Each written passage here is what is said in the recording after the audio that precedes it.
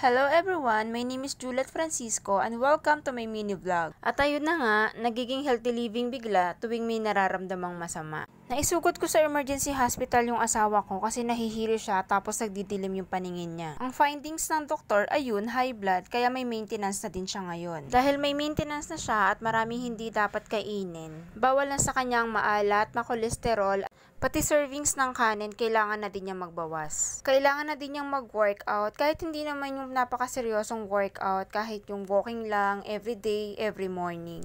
Kaya namalengke na din ako ng mga gulay at prutas, para maiwasan na rin ng asawa ko na kumain ng mga bawal sa kanya. Yung bagoong nililinisan ko talaga yan. Minsan kasi may bato, may tali, or may hibla ng sako. Ilang beses ko din siyang hinuhugasan, pinipiga, para matanggal yung alat.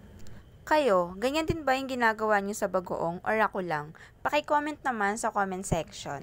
Walang bisyo yung asawa ko, hindi siya umiinom, hindi naninigarilyo, malakas lang talaga siyang kumain. Sobrang mahihirapan siyang mag-adjust kasi sobrang food lover nga niya. Bumili na din ako ng mga sibuyas, bawang, kamatis para panggisa ng mga gulay na binili ko. Pakbet yung niluto kong ulam para sa tanghalian. Hindi na ako nakapag-video kasi nagmamadali na din ako kasi may pasok din ako sa work. Neredy ko lang din yung isang mangkok na gulay na ibibigay ko sa mga biyenan ko. Binigyan ko din sila ng slice ng papaya. Yan lang muna for today. Bukas ulit. Bye everyone!